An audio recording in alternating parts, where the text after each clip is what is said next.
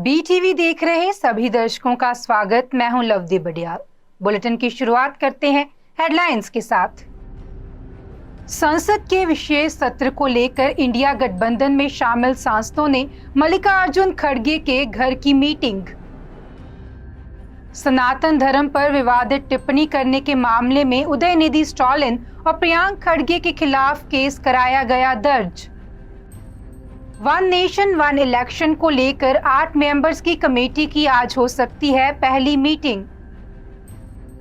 प्रधानमंत्री की सुरक्षा की जिम्मेदारी संभालने वाले स्पेशल प्रोटेक्शन ग्रुप के डायरेक्टर का हुआ निधन। अब खबरें विस्तार के साथ। संसद के विशेष सत्र को लेकर इंडिया गठबंधन में शामिल लोकसभा और राज्यसभा सांसदों ने मंगलवार शाम मल्लिकार्जुन खड़गे के घर मीटिंग की। इस बैठक में निर्णय लिया गया कि इंडिया अलायंस में शामिल 28 पार्टियों में से 24 पार्टियां 28 सितंबर से शुरू हो रहे संसद के स्पेशल सेशन में शामिल होंगी। सूत्रों की माने तो कांग्रेस संसदीय दल की अध्यक्ष सोनिया गांधी इन 24 पार्टियों की ओर से प्रधानमंत्री नरेंद्र मोदी को लेटर लिखेंगी। गौरतलब है कि केंद्रीय संसदीय कार्य मंत्री प्रहलाद जोशी ने पिछले हफ्ते 18 से 22 सितंबर तक संसद के 5 दिन के विशेष सत्र के बारे में जानकारी दी थी। सनातन धर्म पर विवादित टिप्पणी करने के मामले में तमिलनाडु सीएम एमके स्टालिन के बेटे उदयनिधि स्टालिन और कांग्रेस अध्यक्ष मल्लिकार्जुन खड़गे के बेटे प्रियांक खड़गे के खिलाफ उत्तर प्रदेश के रामपुर में केस दर्ज कराया गया है। बता दें कि ये केस वकीलों की शिकायत पर दर्ज किया गया है। गौरतलब है कि उदयनिधि ने 2 सितंबर को सनातन धर्म की तुलना डेंगू, मलेरिया और कोरोना से की थी। उन्होंने कहा था कि मच्छर, डेंगू, फीवर, मलेरिया और कोरोना ये कुछ ऐसी चीजें हैं जिनका केवल विरोध नहीं किया जा सकता, बल्कि उन्हें खत्म करना जरूरी होता है। सनातन धर्म भी ऐसा ही है। पंजाब के मुख्यमंत्री भगवंत सिंह मान और पटवारियों कानूनगों के बीच चल रहा विवाद थमा नहीं है, लेकिन इस विवाद ने बेरोजगारों की नौकरी के लिए राह जरूर खोल दिए हैं। दरअसल मुख्यमंत्री भगवंत मान ने ट्वीट कर कहा है कि 8 सितंबर को 710 पटवारी जिन्होंने टेस्ट पास किया था उन्हें नियुक्ति पत्र देने जा रहे हैं। उन्होंने अपने ट्वीट में यह भी लिखा कि नियुक्ति पत्र देने के लिए एक समागम का आयोजन किया जा रहा है। पटवारियों पर तंज कसते हुए उन्होंने कहा कि नए हाथों में नई कलम थमाई जाएगी। वे भ्रष्टाचार मुक्त नए समाज की सृजन करेंगे। लोगों को परेशान नहीं होने दिया जाएगा। गौरतलब है कि सरकार ने पटवारियों की कलम छोड़ हड़ताल खत्म करने के लिए राज्य में एस्मा एक्ट लागू किया है, लेकिन पटवारियों ने अपने सर्कल में ही काम करने का ऐलान कर दिया है। सरकार पर दबाव बनाने के लिए पटवारियों ने उनके पास जो अतिरिक्त सर्कल थे उनका काम छोड़ दिया। वहीं सरकार ने भी पटवारियों के दबाव के आगे झुकने और बातचीत कर बीच का रास्ता निकालने की बजाय 741 पटवारी जो ट्रेनिंग पर थे को फील्ड में उतार दिया है। बता दें कि इसकी जानकारी खुद पंजाब के मुख्यमंत्री भगवंत सिंह मान ने लाइव होकर दी थी। वन नेशन वन इलेक्शन यानी कि एक देश एक चुनाव को लेकर 8 मेंबर्स की कमेटी की आज पहली मीटिंग हो सकती है। कहा जा रहा है कि कमेटी के चेयरमैन पूर्व राष्ट्रपति रामनाथ कोविंद के आवास पर ये बैठक होगी। बैठक में कोविंद के अलावा गृह मंत्री अमित शाह समेत 7 सदस्य शामिल होंगे, जबकि लोकसभा में विपक्ष के नेता और कांग्रेस सांसद अधीर रंजन चौधरी पहले ही इस कमेटी में काम करने से इनकार कर चुके हैं। गौरतलब है कि केंद्र सरकार ने पूर्व राष्ट्रपति रामनाथ कोविंद की अध्यक्षता में 2 सितंबर को एक कमेटी बनाई थी। इस कमेटी में गृह मंत्री अमित शाह, कांग्रेस सांसद अधीर रंजन चौधरी और पूर्व सांसद गुलाम नबी आजाद समेत 8 मेंबर नियुक्त किए गए थे। बता दें केंद्रीय कानून मंत्री अर्जुन राम मेघवाल कमेटी की बैठक में स्पेशल मेंबर के तौर पर शामिल होंगे। जमीन अधिग्रहण मामले में ईडी के समन के खिलाफ झारखंड के मुख्यमंत्री हेमंत सोरेन सुप्रीम कोर्ट पहुंच गए हैं। बता दें कि ईडी की तरफ से जारी दूसरे समन के बाद सीएम ने सुप्रीम कोर्ट का रुख किया है। हेमंत सोरेन ने सुप्रीम कोर्ट से अपील की है कि ईडी को उनके खिलाफ किसी तरह की पीड़क कार्रवाई न करने का आदेश दे। बता दें कि ईडी के समन को चुनौती देती याचिका में मुख्यमंत्री हेमंत सोरेन ने कहा कि ईडी को पूछताछ के दौरान किसी को भी गिरफ्तार करने का अधिकार है, जब ईडी पूछताछ के लिए समन जारी करती है तो गिरफ्तारी का डर बना रहता है। बता दें कि ईडी की गतिविधि को राजनीतिक कारणों से चुनी हुई सरकार को अस्थिर करने की साजिश बताते हुए हेमंत सोरेन ने सुप्रीम कोर्ट में ये अपील दायर की है। देश भर में आज जन्माष्टमी सेलिब्रेशन का पहला दिन है। बता दें कि इस साल जन्माष्टमी 6 और 7 सितंबर दोनों दिन मनाई जाएगी। ग्रंथों के मुताबिक ये भगवान श्री कृष्ण का 5250वां जन्म पर्व है। बता दें कि त्योहार मनाने का सिलसिला 6 तारीख की रात से शुरू होगा। ज्योतिषियों का मत है कि कृष्ण जन्मोत्सव 6 की रात को ही मनाना चाहिए, क्योंकि इसी रात में तिथि नक्षत्र का वो संयोग बन रहा है जैसा द्वापर युग में बना था।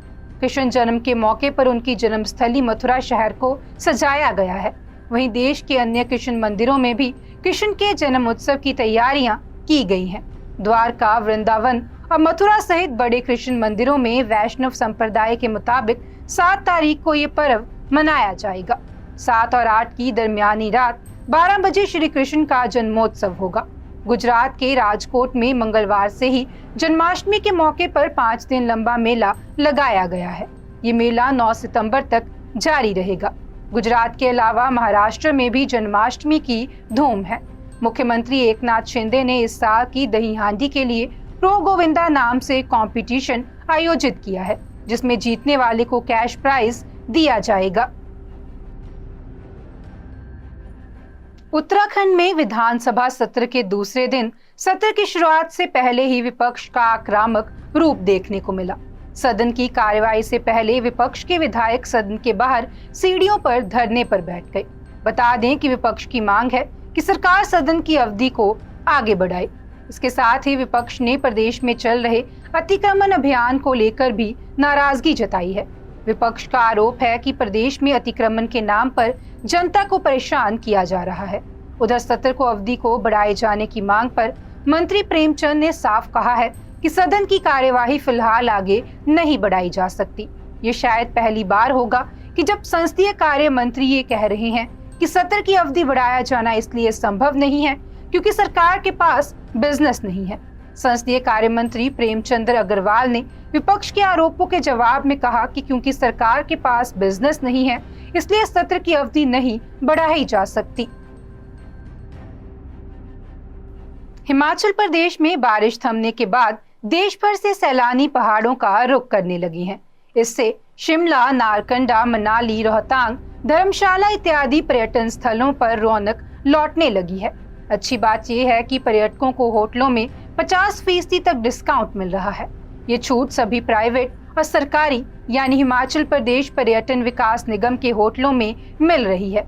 इससे कई शहरों में ऑक्यूपेंसी 25% तक हो गई है, जो कि इस सप्ताह के अंत तक 50% तक होने की संभावना है।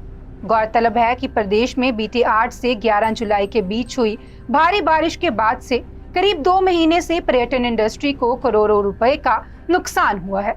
पर्यटक भी हिमाचल आने से कतरा रहे थे क्योंकि जगह जगह सड़कें लैंडस्लाइड से टूट रही थी।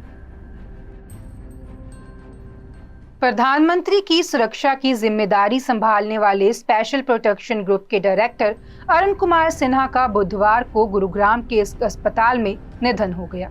वह 61 साल के थे और कुछ समय से बीमार चल रहे थे। लीवर में दिक्कत के चलते उन्हें 4 सितंबर को मेदांता अस्पताल में भर्ती कराया गया था, जहां बुधवार सुबह उन्होंने अंतिम सांस ली।